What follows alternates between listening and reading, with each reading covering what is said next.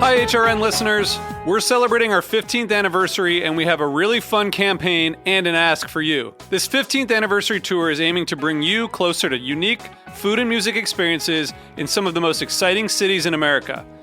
All the while, we're raising funds to support our work empowering the next generation of food systems storytellers through our fellowship programs. Here's how it works. Donate to HRN and be entered into a raffle in the city of your choice to win a dinner for two at a noteworthy restaurant and tickets for two to a concert at a prominent local venue.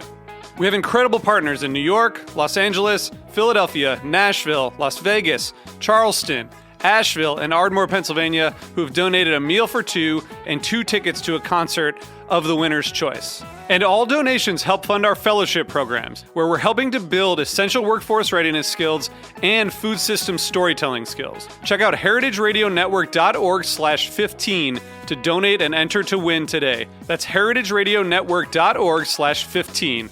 Thank you. Today's program was brought to you by Visible Ink, a free-of-charge writing program for cancer patients at Memorial Sloan Kettering Cancer Center. For more information, visit mskcc.org/visibleink. I'm Erin Fairbanks, host of The Farm Report. You're listening to Heritage Radio Network, broadcasting live from Bushwick, Brooklyn. If you like this program, visit heritageradionetwork.org for thousands more.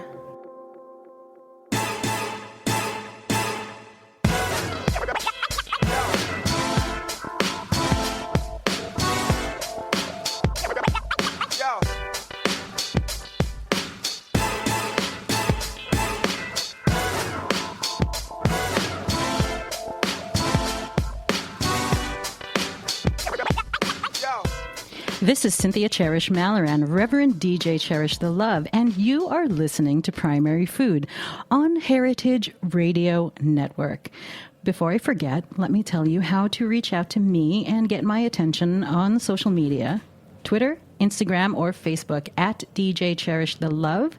That's love spelled L-U-V. And hashtag using Primary Food or Heritage_Radio or hashtag RevLove. Welcome to the third season of Primary Food. And what exactly is primary food? So I learned this really great concept in nutrition school at IIN, the Institute for Integrative Nutrition, that the food you eat, you know, the stuff we put in our mouths and chew and enjoy, we consider that secondary food. Primary food is everything else in life that nourishes us before we sit down and eat. And that's stuff like enjoying music, doing a radio show, reading a book, hanging out with friends, cooking food, a great job, creative expression, playing games, exercise, you know, all that good stuff. And I'm so glad I learned this concept because it was the high-quality primary food that I kept in my life while going through chemotherapy last year that kept me happy and healing my cancer. So if you're listening or watching via Facebook Live right now, on my page is Cynthia Cherish Malloran. Hello, everyone on Facebook. And those who are listening right now, you guys can call in.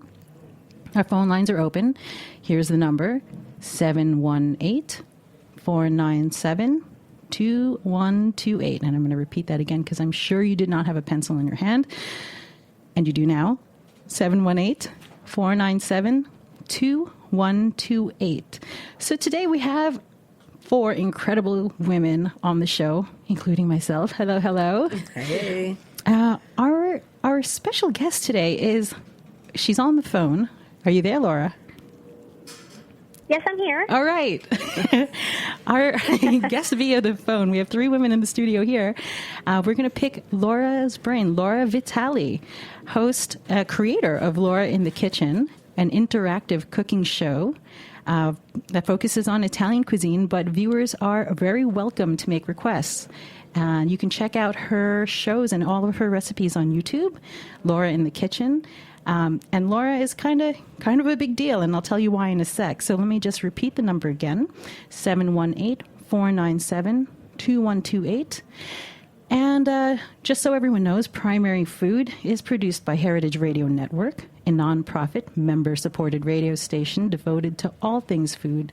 So please help keep Heritage Radio Network alive by becoming a member today. by going to heritageradionetwork.org and click on the little beating heart to donate. Do it now. Do it while you're listening. Do it at the end of the show. Just do it at some point, and I will love you forever. Okay, so this is exciting because we have Laura Vitale. Hello, hello again. Hello. Laura has an impressive, let me get this number right, on YouTube, 2,572,864 Sounds about right. subscribers. Whoa. Not so shabby. And a total of... Have subscriber envy. That's Right? and a total of, okay, listen to this number of views. 359,350,340 views to your videos and your content. So clearly, Laura Vitale, am I saying your name right? Vitale? Vitale? Yes, Okay. perfect. You are the queen. We're applauding you right now. Yes. All right. So Thank you. I'm going to let you in on who is in the studio with us because we all want to pick your brain and talk about your cooking show and how you did it. We have with us Carrie Bean, who is building her music brand. Tell us Hi. about yourself. Hi, my name's Carrie, and I have a new album out called Alizone in the Quiet Room, and I had the pleasure of being on here last week where we talked about how my father distilled gin on a remote island and talked a bit about the recipe and all about how he nurtured and healed himself and how that ties in with one of the singles on my new album. Hi, Laura, nice to meet you. I'm here to hear how you've made it to such a large audience. I'm so impressed, and I have subscriber envy. Yeah. Very nice to meet you. And then next to Carrie, we have Keisha, Yes. Tasty Quiche. Yes. And that's not quiche like the food, which I thought it was. That's why she's here. For a No. second. Oh, that's a whole nother. I like quiche. My name is Quiche. So I kind of, I don't know, I try to jam everything together and make it work. So Keisha, tell us about yourself and your branding and what you want to learn from today. Yes, I'm the co-founder of Bonfire Radio. I also do TK in the AM because TK stands for Tasty Quiche stands for TK. Yum, yum. Morning show on Bonfire Radio, and I am one of those self-made DIY branding people. Like I'm always on Instagram. I go nuts. I kind of go ham. So I kind of want to learn from Laura. Talk to Laura about the balance, not going too nuts. You know, what do you do when you have 200 gajillion thousand Quadrillion. Manillion. subscribers and views, and like, how do you keep your sanity? And I know YouTube is one of those places that it's touch and go. Because you know, like, I mean, food is happy. I've seen Laura's videos; she's happy. So I know there's like one wild guy that's like, that's not how you make pizza. You know, like I need to know. I need more information. That is great. So we're going to pick your brain about your sanity, Laura, not assuming you're sane. We're just There's assuming that. Yeah, we're assuming you're saying. And then, you know, of course, there's Eris the chef, who is next to Keisha, who is building her own food brand. Hi, Laura. How are you? Hi. I'm doing great. Good. So I'm Eris. I go by Eris the chef, and I'm a fellow chef. Obviously, that's not just my stage It's not my name. And I have a line of spice blends, all natural spice blends, ATC spice blends, Eris the Chef spice blends. And I'm working on building my brand and building a following and social media, YouTube videos. I do those, but like they kind of give me a little bit of anxiety. Like I just had TK post for me on Instagram. I literally posted her post. Yeah, She was- just for this show. So It's true. I'm all ears to hear everything that you have to say. Yeah, and, you know, Laura has made it onto TV as well. Laura, you're on the Today Show occasionally as well, and Cooking Channel. Yes. Well, I've had my own show on Cooking Channel. I've had 2 seasons of my own show on Cooking Channel. Amazing. And then I'm also a regular on Today's Show, and I do lots of appearances through Food Network, Food Network Canada, Food Network US, Cooking Channel US, Cooking Channel Canada. So I'm a little bit all over the place. You can find me pretty much everywhere. Well, it's perfect because, many people have told me, Cynthia, you need to make your own show. So I'm going to start today and start picking your brain about how to make my own show, which is going to be called Workout and Pig Out. Awesome. I like that. And the theme music is workout and pig out and workout and pig out. And you just imagine the visuals. It's just life. So I want to know your story, and we all are so curious how you began. Obviously, you are a story of succeeding at being yourself. I've watched so many of your videos as well, and one of my favorite things is the consistency of things that you say, like, I don't know, if it's not, fried, what's the point? And when you say, what's the point, I just crack up so much. And it's inspiring to me to keep yourself and not change your language and so on. How did you start? Tell us how it all began. Well, I was actually born and raised throughout my childhood in Italy. So I come from a very traditional Italian family. And I moved to the U.S. kind of abruptly when I was 12 years old with my dad. And so when I moved to the U.S., there was a drastic difference between how people live in Italy versus how people live here. In Italy, family and togetherness and mealtime is the most important time of the day.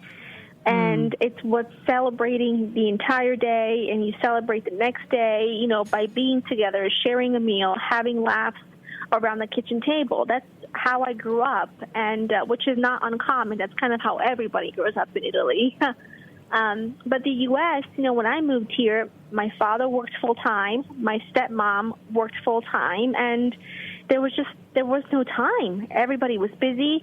Everyone had something going on, so everyone kind of that I was around turned to a life of convenience. It was takeout food, or it was something that you just throw in the microwave, and it was a huge culture shock to me. Mm-hmm. And so when I moved here, I felt very homesick. And the funny thing is, when I was a little girl, I didn't envision myself doing anything cooking related as a career. I wanted to be a makeup artist.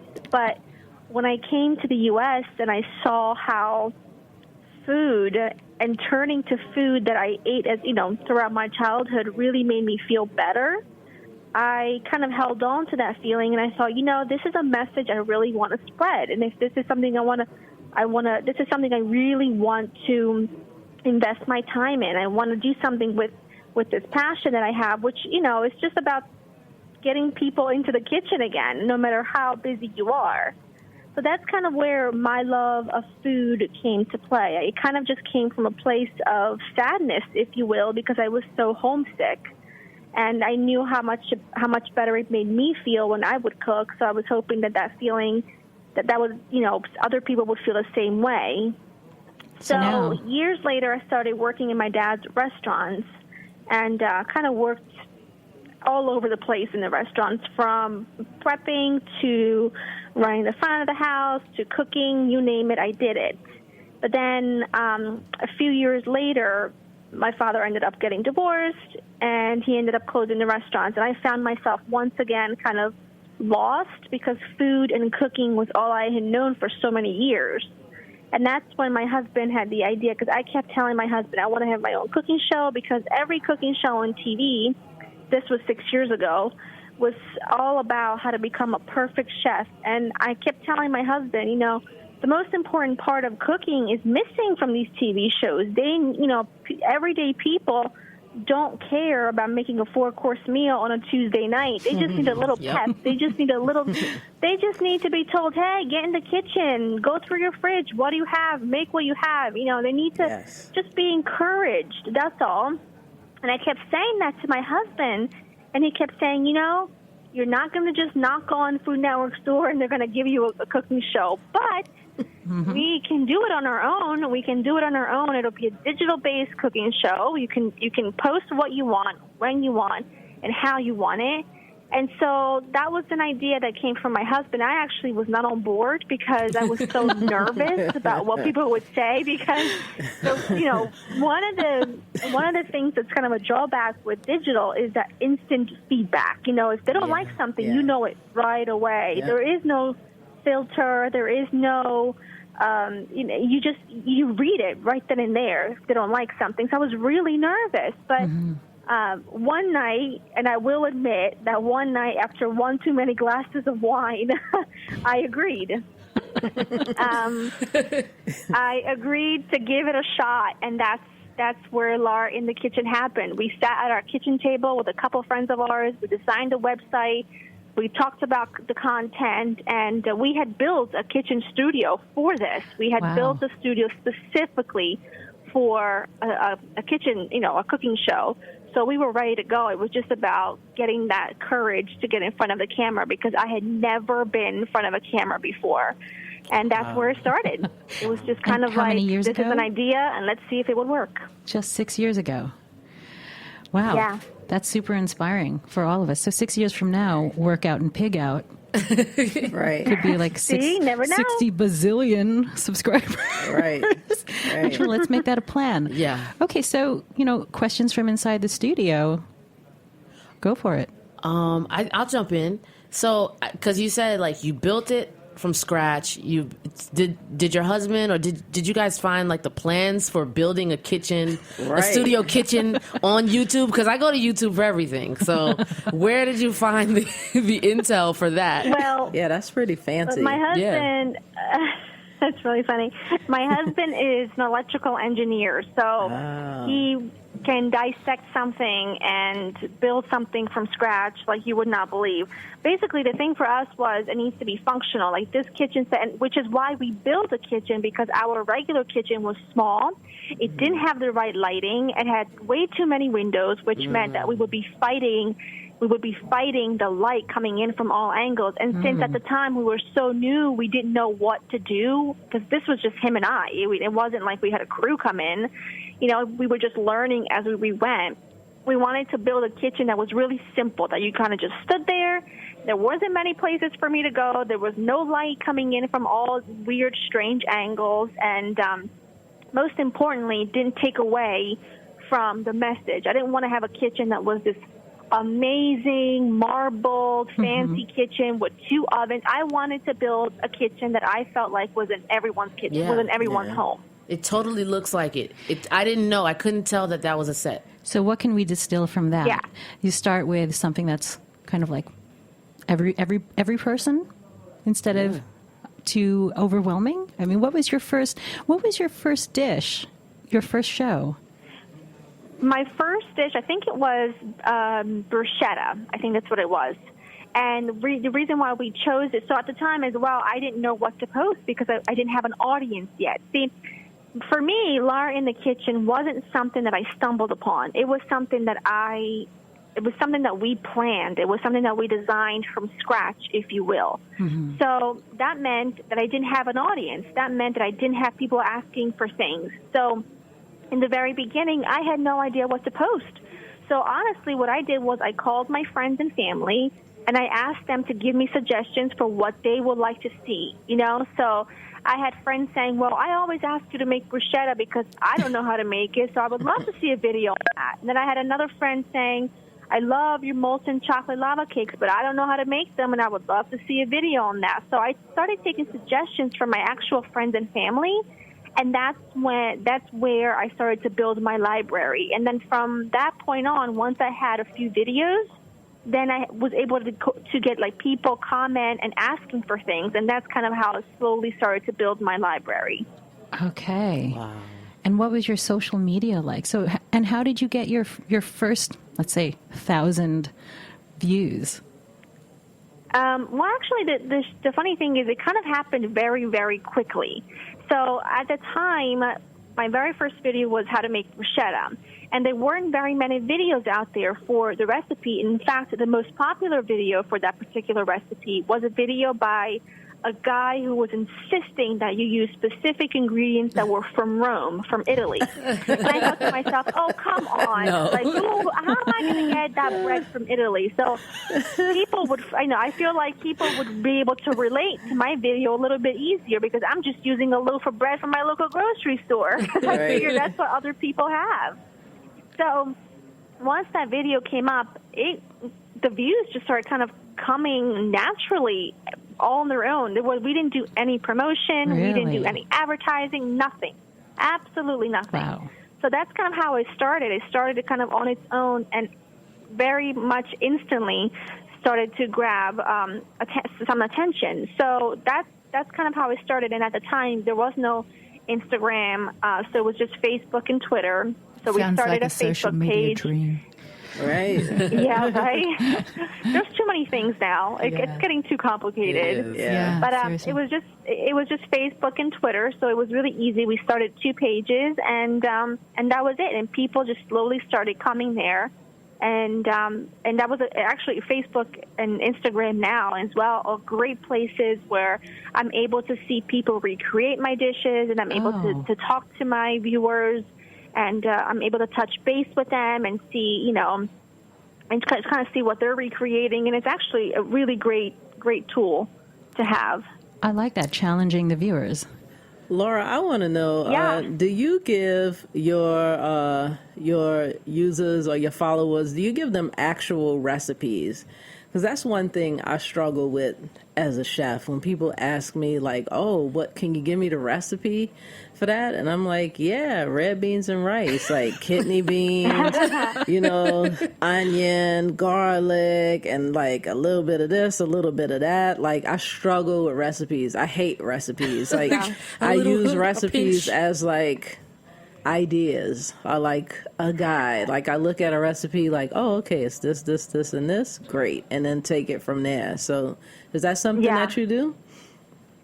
I do. So for me, so I host all of my videos through YouTube, but I also have a website. So I have Laura in the Kitchen, my website, where all the recipes, all the written recipes for each episode are on my website so that people can go and they can print it out and they can have it for whatever. The funny thing is, when I first started Laura in the Kitchen, I was in the exact same position you're in, where it's like I love to cook, but, writing down a recipe is really... It's not as easy as one thinks because you have to be really precise because now you're giving people, exact measurements for something and you don't want to mess up. Tell the people, Laura. Tell them. Tell them. Yeah, Preach, Laura, the preach. funny thing is, Yes. this is actually the funny thing about that when I started writing recipes.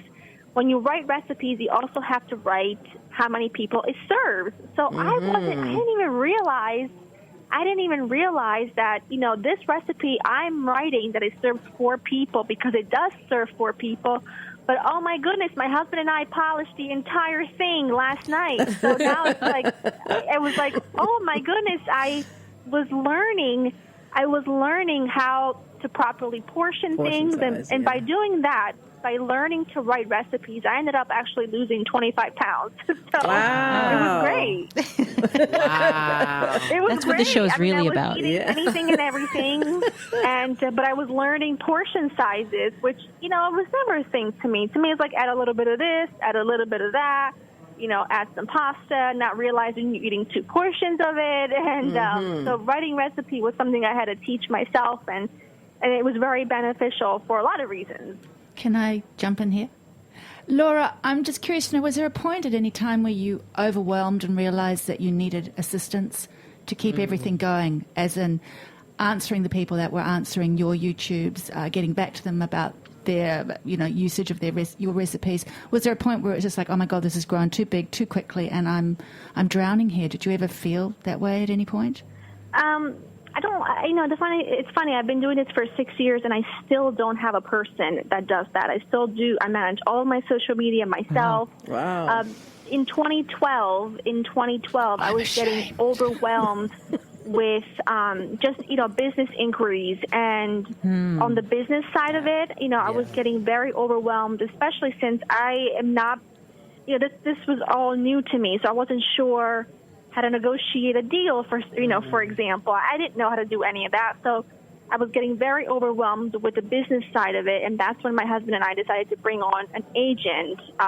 And it's been one of the best decisions we've ever made, because that's where I struggled the most, was kind of figuring out my worth and figuring out what kind of work I should be doing, how to, get in touch with brands and how brands get in touch with me. So being able to have a point of contact that does all of that was the biggest thing for me. That's very interesting, because sometimes we think you get an agent when you're at the point where you feel like so much is coming in and you're in control, but actually it's when so much is coming in and you're not in control. Yeah. I think it's important to be honest with yourself. I was very honest with myself, and I said, listen, I can cook, I can be in front of a camera, I can talk, I can speak in front of thousands of people, in person. I have no problem with any of that, but I do feel very overwhelmed, and I feel very unsure of decisions I'm making on the business end, because I don't know this business, and you have to be very honest with yourself, and you can't be scared or afraid or shy or embarrassed, because it's the best thing for your business. It's the best thing for my career anyway, to be able to have everyone on board and everyone has a job to do, and it's important that whoever has that job knows how to do it from the inside out, if that makes sense. Ooh, Laura is speaking my life. Listen, the silence on our end, Laura, is everybody nodding their heads. Like, yes, Laura, yes. Yeah, because here in the studio, we're 4 women who are building our own independent thing, and just, the daily work involved in it, the social media, the creating the assets, the content, designing our artwork, there's so much. What a blessing to be at the point where you need to hire professional help. Is there, not that kind of professional help, like practical professional help. Yeah. What other things did you learn, Laura, that would be great to implant into our minds that, help your journey along? I think one of the most important things for me with my business when it came to growing Laura in the Kitchen, from 2010, which is when I started Laura in the Kitchen, to almost 2013, I still worked a full-time job. I worked a full-time job while doing Laura in the Kitchen, and so did my husband. And for 9 months between 2011 and 2012, we uploaded a new video every day for 9 months. Wow. And one of the things that, we're all of us there's massive shock here, Laura. And one of the things that's really, really important, I think, in any business, but particularly if you want to build an online following, is consistency. Okay. I knew people would find my recipes because people search for recipes all the time. Yep. Right. But people stick around when they get attached to a person, a human being. So being able to build that library and have, at that point I had hundreds and hundreds of videos that people could watch over and over again. People got to know me. And therefore people stuck around, because now it's like I'm their friend. They turn to me for recipe ideas. They turn to me, we talk on social media all the time about a baby shower event, and if I could help them with a menu and things like that. What I learned is that consistency and authenticity are the 2 most important things when it comes to building a digital following, because people want to see you. They don't want to feel abandoned. They get to know you. They become attached to you, but also they become attached to a real person. So being authentic to who you are is pivotal in this business. And that's one of the things I think has allowed me to come this far, because when you meet me in person, I'm absolutely no different than I am on camera. I am who I am. I'm unapologetic about the fact that I love carbs. I hate spin classes, but I do them anyway. I'm a very real person, and people have gotten to know me through the years because I've always been super consistent. I've always been very authentic. And if I can't post for a week because I'm sick, I'm more than happy to let you know. I'm not going to play around and pretend all is well with the world, because I'm a real human being. And people gravitate towards that. Yeah. They can relate to that. So if you're trying to build a digital brand, I cannot stress enough how important it is to be consistent. So no matter how tired you are, no matter what, you have got to keep that at the very top of your priority list. And I think this is like that's like the antithesis, the positive antithesis to fake it till you make it. Yeah. Because pretty much. Like, because that's like the mantra, right? Like, okay, you want to be a star, then you have to look like a star and act like a star and star like a star. But, you know, much. if you're sick, like, you can't do it, and you just tell the people you can't do it, and they know, and you uploaded one video a day for 9 months, like, they got enough to go back to. Right. You know, it's cool. Exactly. Yeah, totally. I love it. Exactly. Laura, what you said to us just now, I mean, clearly that's just gold. That's just pure gold. Yeah. But speaking of gold, how do you monetize your new 6 billion friends? Oh, yeah. There's that. Get down to the nitty gritty. So we work, when you work with YouTube, you become a partner. I think now, back when I started, you needed to wait to become a partner for a certain amount of time. But now, pretty much when you start a YouTube profile, I think it is a YouTube channel, you are automatically a partner. And basically you work with AdSense. So there's a lot of different ways. There's a lot of different ways that you can monetize your business. The most important thing, like I keep going back to, is consistency, because that's going to help you with views, because views are very important. Without views, you're not going to get paid. And also, brands love to work with people who are consistent. I worked with brands for years, and one of the top things that they have told me over the years is, we are incredibly impressed with your dedication, and we want to partner. Yeah. So that's, to me, once you build a library of videos, and once you can get a really good traction with views, then the money will follow, if that makes sense. Yeah. I wasn't able to make a living until 2013 because I had to build a big enough brand so that I could quit my day job, if you will. So it wasn't something that happened overnight, but I wasn't willing to quit. I knew it was going to take a long time. I knew it was going to take a lot of work. I knew it was going to take a lot of consistency, and I did. And 3 years later, it paid off, and my business has been booming ever since. That's so beautiful. All of us here are on different levels or different, pieces of the, I guess the journey. We're at different parts of the path. And I just love everything you're saying, because you're just reiterating for me that it takes time. You have to build it up. Yes. And, I'm sure you had setbacks, but I'm sure there were really celebratorious moments. Like, how did you feel when you hit your first 1 million views, your first of 300-something million, your very first million view? Like, what did you think of that?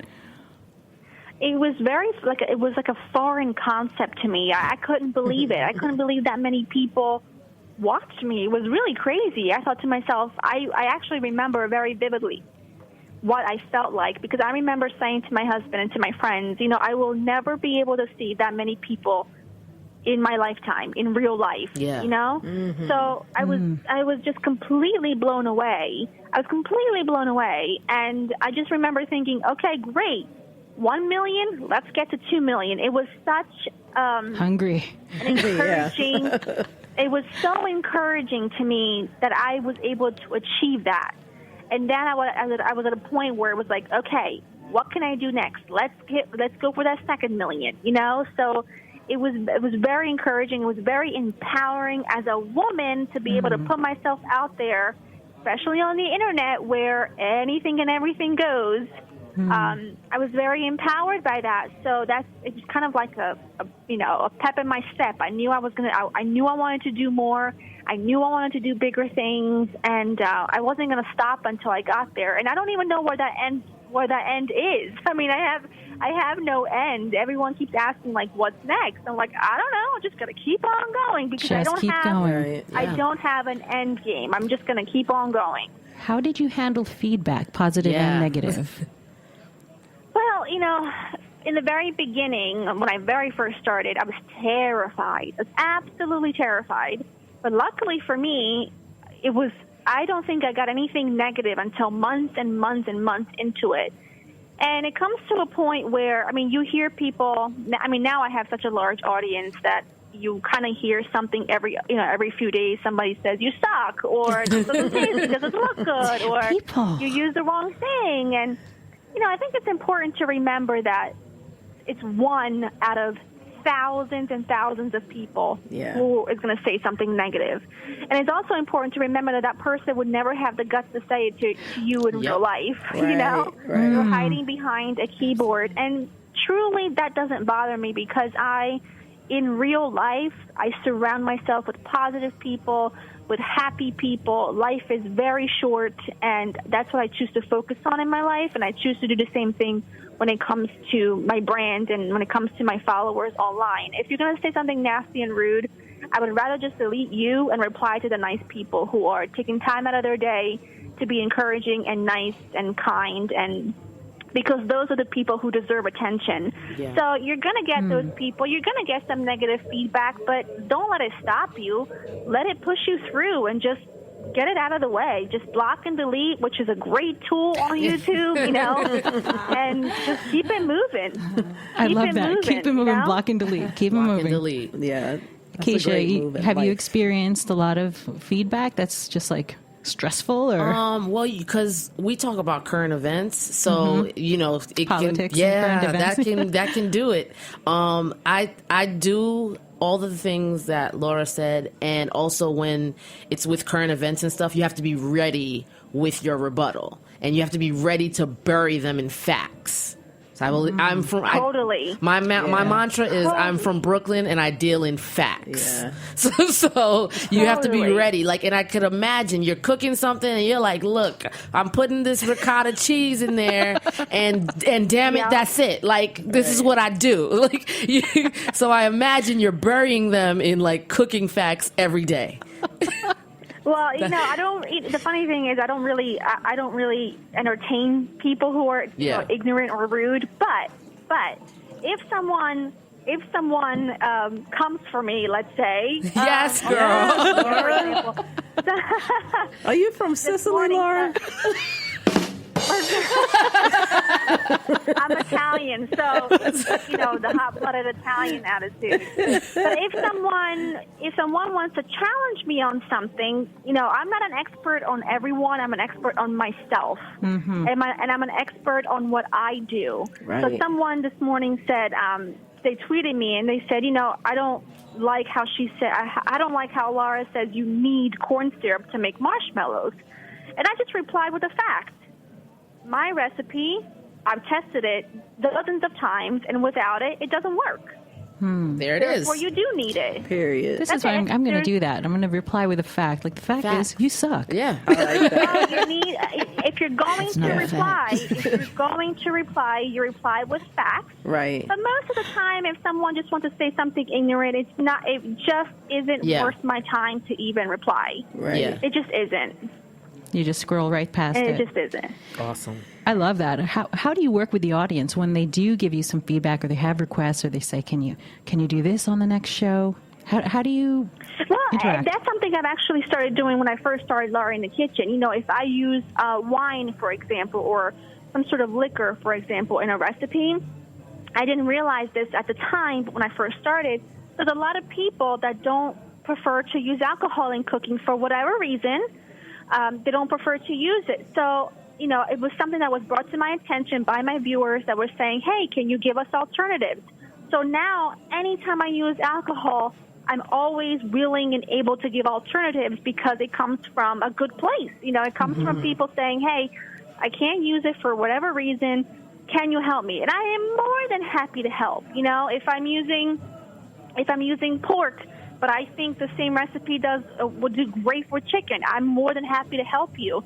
And I'm very open with my audience through social media. I talk to them constantly through Twitter and, Instagram and whatnot. And they ask me questions, and I'm happy to reply and help them out because that's what I'm here for. Because it shouldn't be a one-way street. This is a conversation. They watch me every day. And I feel like being able to give them that time to reply and to help them with something makes them feel like you are hearing them.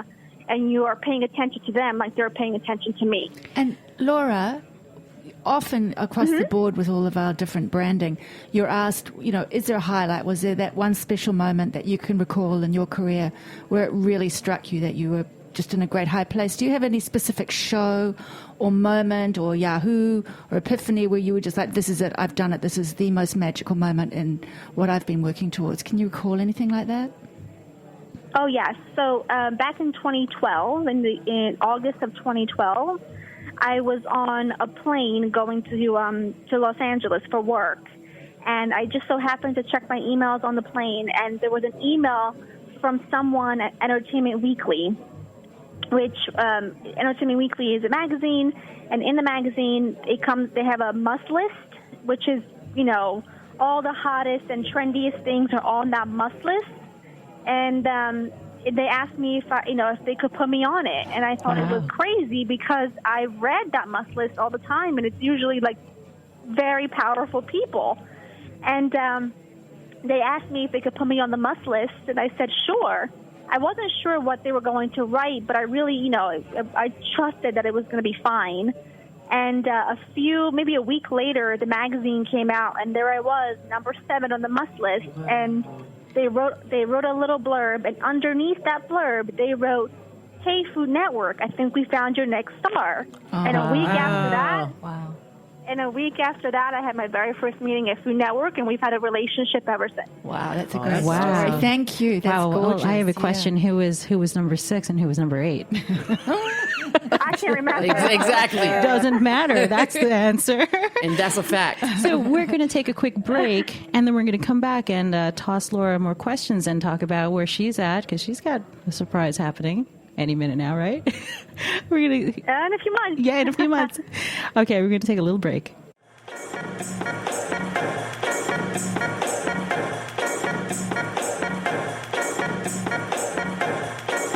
This is the story of men and women who shed not only their clothes, but also their...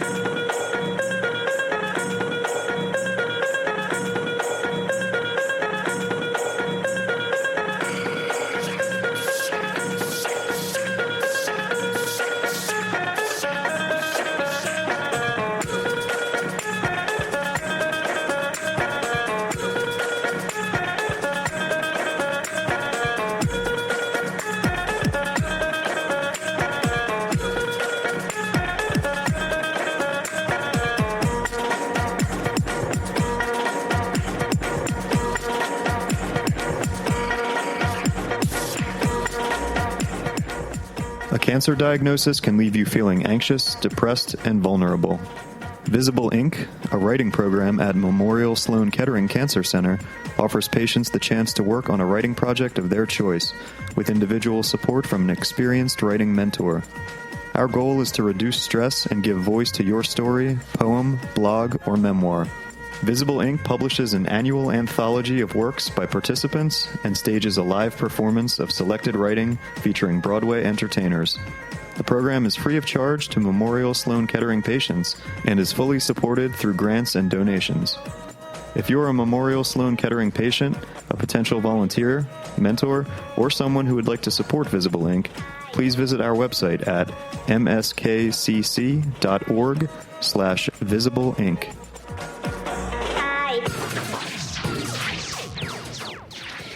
And we're back. This is Cynthia Cherish Malloran, Reverend DJ Cherish the Love, and you were listening to Primary Food with our guest Laura Vitale, YouTube sensation and cooking channel host, Caribbean, I said that way fast.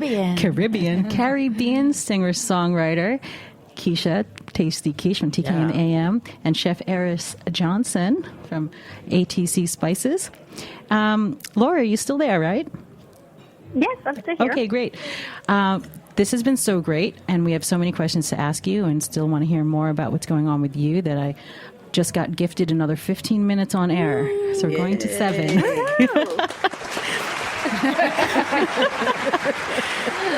By the way, that is not a sound effect. That's a real audience. There are 16 bazillion people in here. A fact. And that's a fact. Now, Laura, you are working from home right now. You are expecting, right? Yeah. Yay, congrats. I am. How is it working doing this workload and with a baby on the way? I really, really, really love what I do. So it's sometimes, to be very honest with you, most of the time it doesn't even feel like work. I'm truly kind of in my zone, and most of my time is spent in the kitchen developing recipes and writing recipes. So I've been doing a lot of that lately, and my work schedule hasn't really changed a whole lot.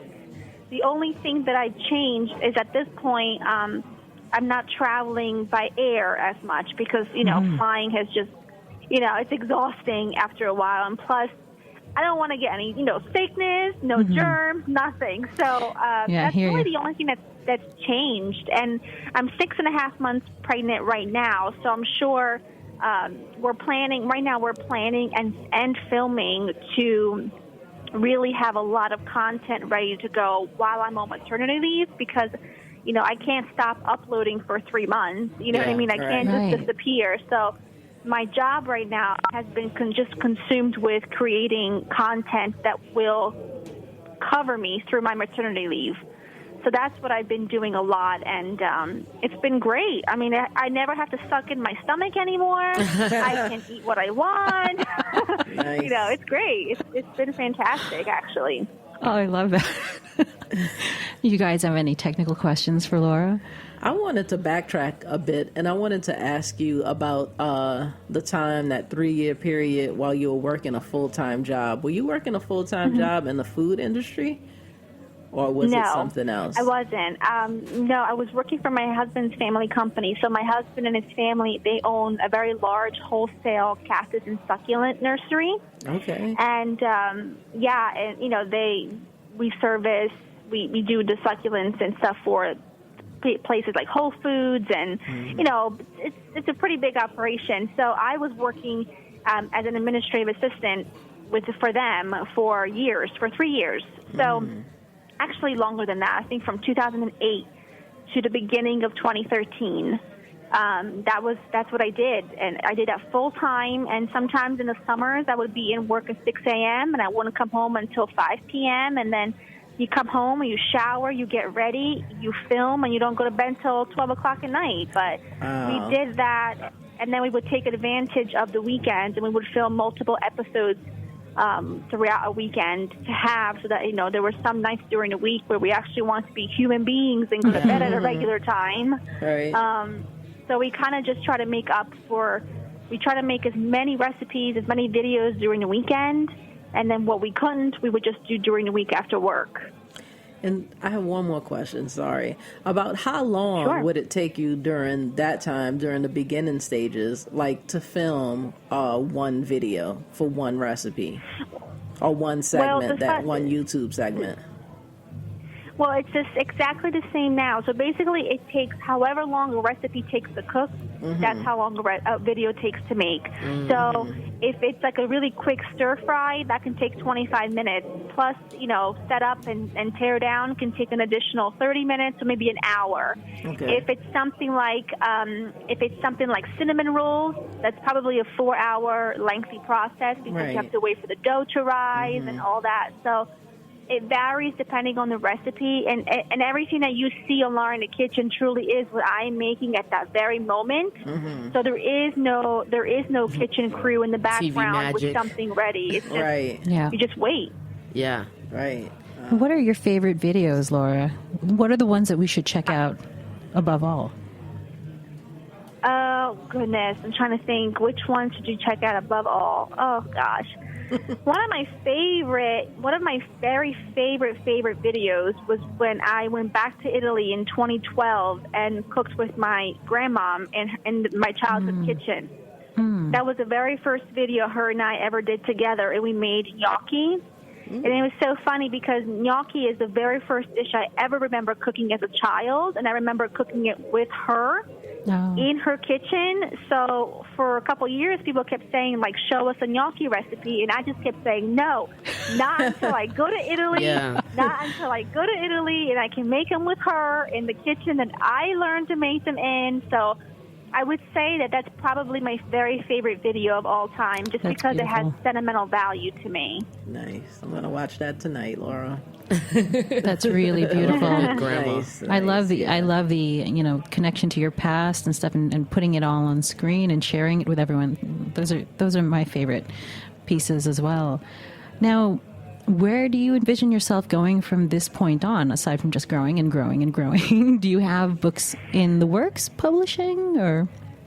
I have lots of wonderful ideas for what's to come. When and how they, when and if they'll come to fruition, I'm not sure, but I'm not going to stop until they do. So, obviously, with the new baby coming, I'm more excited than ever to just kind of cook from scratch, to show people what it's like to cook for a baby, because I plan on cooking for her everything and anything she eats. So I want to be able to share that with people. I want to be able to create more of a lifestyle brand, because now I'm at a point where people know me for food, but through social media, they want to get to know different parts of me. They want to get to know, where, I don't know, my home and, where I shop and things like that. So I would really like to focus on growing my brand in sort of the lifestyle category a bit more. So that's something that we've been thinking about. And like I said, and with the baby, I think that's definitely going to be an organic way to do it, because, I'm not just a cook, I'm a mom, and there's a lot of things that come with that. So the thing I'm most excited about is just kind of expanding my brand into more lifestyle than just food. And I'd love to do another cookbook if possible. I'd love to do a different show for Cooking Channel, so hopefully that will happen. I think there are some ideas floating around about doing something a little different and something maybe a little bit bigger. So, I just think expanding my business into lifestyle more is what I'm most excited about. And it sounds like you are just like us, a person with tons of creative ideas popping left and right. How do you manage them, like in an Excel doc, a notepad? Because that's a real, I have many lists. I have so many email drafts to myself. Like, How do you do it, Laura? Here. I'm completely just terrible when it comes to technology. So I use Google Docs for everything, and that's how I jot my ideas down. Yeah. Okay, good. I feel like I'm on the right track, too. Having to work with Excel was just way too frustrating for me, and I almost broke my laptop in frustration. So I just went back to my Google Docs, and I just stick with that, and that's what works for me. I have a question about this husband of yours. Sure. You guys sounded really, really. I need to know. No, first of all, where did you find him? Because it sounds like you guys are super happy. And do you get sick of each other? Because you work together, you do the show together, you worked at your regular job before this with him. Right. When does it end? Yeah. Are you guys super intertwined? Is there like a start end to each of you? Well, him and I met at my dad's restaurant. So he's an electrical engineer, so he was working across the street from where I worked, and that's how we met. And when we started working together, the most important thing in my life is my relationship with my husband. Like my marriage comes first, and if my business were to get in the way of that, my business would have to take a step back, because my marriage is most important. And it's about respect. Him and I just respect each other. I respect his role. He respects mine. We don't cross each other's boundaries. And him and I actually aren't together all day, every day, because I don't think I can handle that. Yeah. But we work together. I would say it's safe to say that 2 full days a week. I would say 2, maybe 2.5 days a week. Him and I work together closely. We film, we edit, we do all that stuff. And then the rest of the time, he's working for his family business, and I work on my stuff, Okay. That's totally doable. So we do have time apart. But, it's about, like I said, it's about respect. Yeah. I respect his time. I respect what he does. I'm not going to nag. I'm not going to, bark at him for something. And right now, we're at a point where we've been doing this for so long. It's like a it's like a beautiful dance. Yeah. You know, we both have our steps, and it's really nice when you work with someone that you know has your very best interest at heart. You will be so at peace knowing that. And it doesn't have to be your spouse. I'm not saying you have to be with a spouse to do that. You just, whoever you're working that closely with, because he's my manager, so he does a lot of my business deals. He handles a lot of things from day to day. You have to be able to trust someone fully, Totally. 100%. Because your business depends on it, and I trust him more than anyone, so it takes a lot of stress away from me. I'm sure it's not fun for him a lot of times with what he has to deal with, but hey, he signed up part for of the job. You know? Right. Good job. Awesome. Thank you. That's wonderful.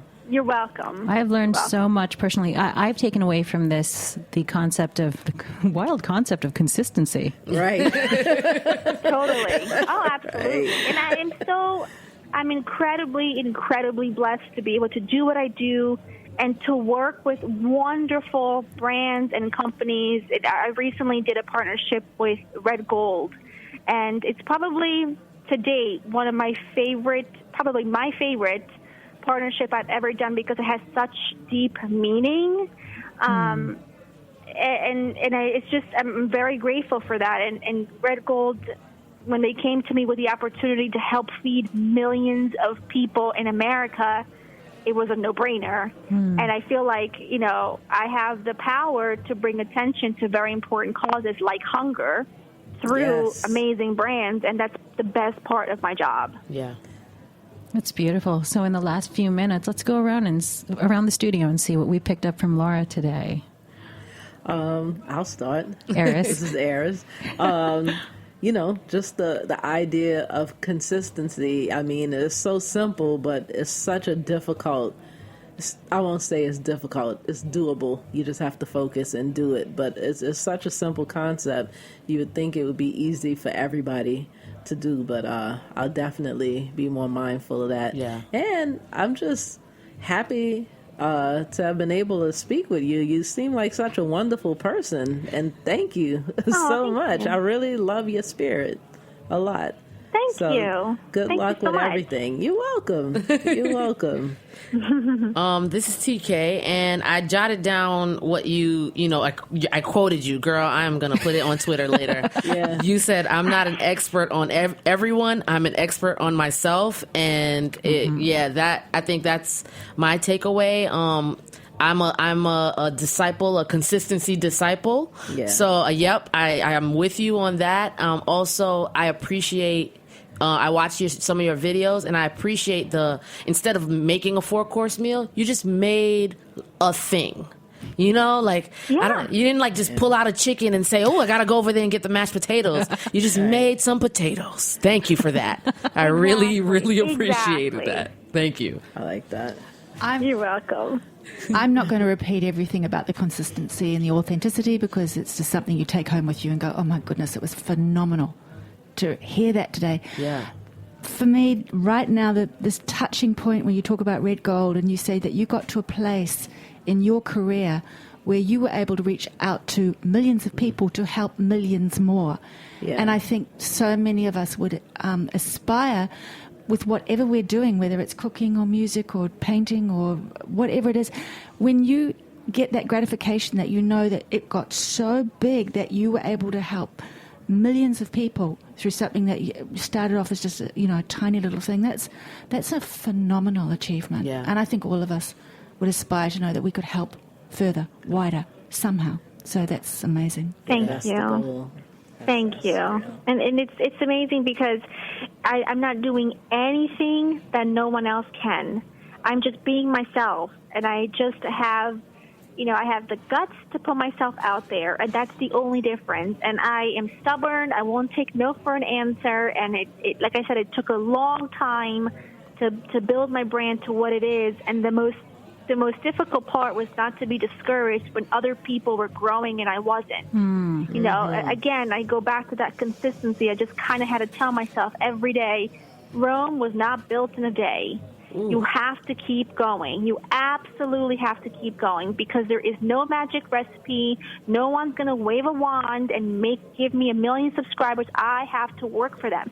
And the great thing about that, when you work hard for them, they stick around. They are the reason why my TV shows have been so successful. They are the reason why my book was so successful. They're the reason why I'm on appearance after appearance after appearance, because I was able to build that audience organically and authentically, and they want to be there to watch me grow. They're not going to go anywhere. You know, they're sticking around, and I think that's really important. You're building quality. You're building a quality brand, a quality community versus quantity. So if you build fast, they're all going to go eventually. Yeah. But if you build little by little, you're building. It's kind of like building a family. You know, they're going to stick around, and they're going to get attached to you, and they want to see you grow as a person. And now they're going to see me grow as a mom, and that's so exciting. It's exciting for them, and it's exciting for me. So just not being discouraged and just keep going until there is no limit. There absolutely is no limit. That's just so keep beautiful. going and don't be discouraged. I'm tingling. Laura, tell us we can do it. Tell us we can do it. We need your blessing. You can absolutely do it. And as a woman, you are empowered in so many ways you don't even know. You just got to go for it. Yes. You should look into becoming an evangelist, Laura. That was the gospel. Evangelist chef mom. Yes. Laura, thank you so much for joining us on today's show, and for everyone who is listening, and the Facebook Live experiment. Don't know if that went through okay or not, but it's always a learning process. Any final words, Laura, before we sign off?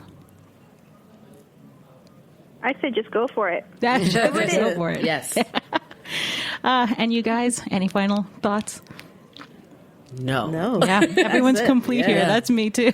Yeah, thank you. Well, thank you so much for listening. You've been listening to Primary Food, and Primary Food is produced by Heritage Radio Network, a nonprofit member-supported radio station devoted to all things food. Help keep HRN, Heritage Radio Network, alive by becoming a member today. Go to heritageradionetwork.org and click on the beating heart to donate. Do it now. And please come back next week for Primary Food. Thank you.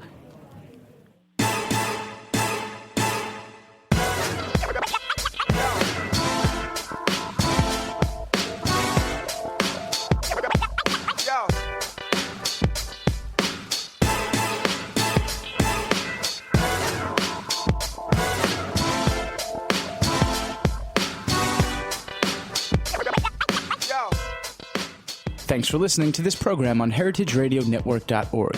You can find all of our archived programs on our website or as podcasts in the iTunes Store by searching Heritage Radio Network.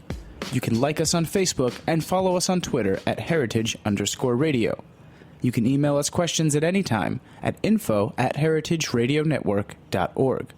Heritage Radio Network is a nonprofit organization. To donate and become a member, visit our website today. Thanks for listening.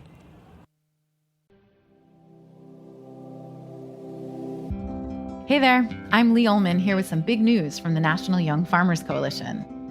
We're partnering with Heritage Radio Network on a special season of The Farm Report. It's all about what's happening with the Farm Bill and how it impacts farmers and eaters. I am growing diversified vegetables on land that's been in our family for 150 years. And so with the pandemic, gentrification, property values going up, we had to sell the land and we lost it. Join us as we uncover the untold stories behind this massive piece of legislation that shapes how we grow our food, what we eat, and so much more. The problems we have had, those are things that come from earlier Farm Bill and USDA policy, right? Like Earl Butz, get big or get out. You know, it's my responsibility to know not only what I'm eating, but then like how that all came to be. And realize like, wow, like this piece of legislation, all this money, like it's technically something that I support as a taxpayer. While Congress debates the next Farm Bill, this is not just an invitation to listen. It's a call to action. Be part of the conversation. Subscribe to the Farm Report on Heritage Radio Network, wherever you listen to podcasts.